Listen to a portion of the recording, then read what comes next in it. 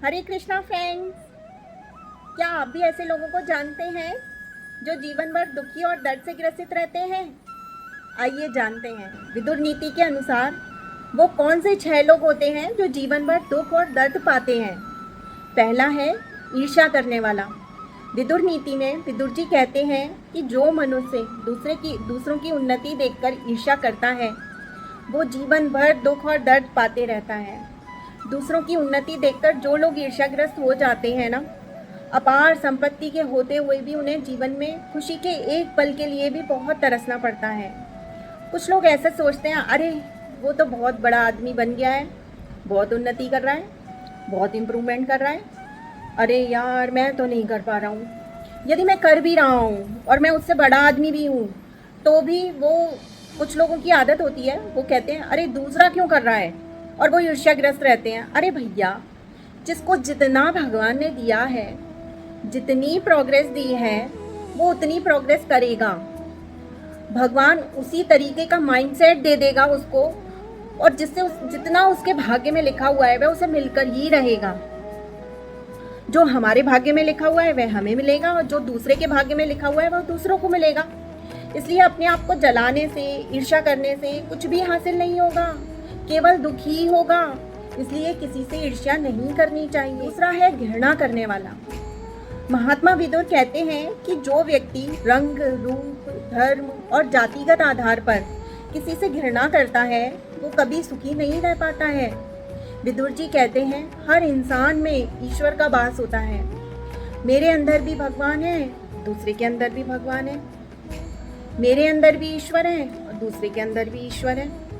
ऐसे में किसी दूसरे व्यक्ति से घृणा करने वाला असल में ईश्वर से ही घृणा करता है। तीसरा है असंतोषी व्यक्ति।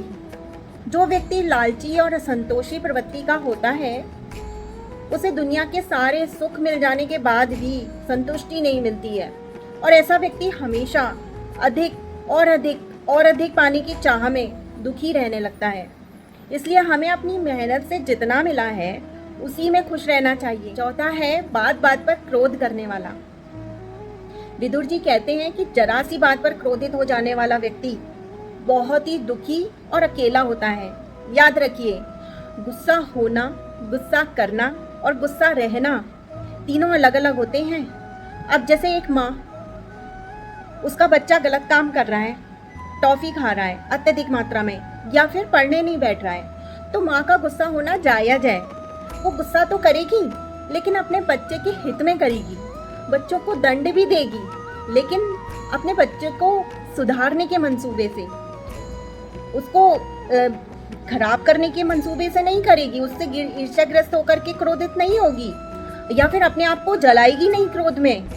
लेकिन कुछ व्यक्ति ऐसे होते हैं जो हर किसी से गुस्सा होकर ही बोलते हैं। कोई दुकान पर ग्राहक आया उससे भी गुस्सा होकर ही बोलना, कोई घर से आया उससे भी गुस्सा होकर बोलना, कोई दोस्त आया उससे भी गुस्सा होकर बोलना। ऐसे व्यक्ति क्रोध में आकर अपने परिजनों को नुकसान पहुंचा देते हैं, जिस कारण इनके परिजन और मित्र इनसे दूर हो जाते हैं। इसलिए हमें क्रोध करने से बचना चाहिए, और अगर किसी बात पर क्रोध आ भी जाए ना, तो थोड़े समय के लिए शांत होकर लंबी लंबी और गहरी गहरी सांसें लें, जिससे क्रोध शांत हो जाएगा। पांचवा है शंका करने वाला, शक करने वाला। जो व्यक्ति हर किसी पर शंका करते रहता है वो अपने जीवन में कभी सुख को प्राप्त करता ही नहीं है। कभी सुख क्या होता है वो जानता ही नहीं है। हमेशा शंकित रहने के कारण ऐसे व्यक्ति किसी पर विश्वास नहीं कर पाते हैं, जिस कारण लोग ऐसे व्यक्तियों से दूर होने लगते हैं। कई बार अत्यधिक शंका करने के कारण व्यक्ति डरने भी लगता है। इसलिए शंका को दूर करें और खुलकर जिएं। छठा है हमेशा दूसरों से मांगने वाला। जरूरत के समय हम सभी कभी ना कभी किसी से कुछ ना कुछ मांगते ही रहते हैं। अपने परिजनों से, अपने मित्रों से कभी ना कभी तो मांगने की जरूरत पड़ी जाती है।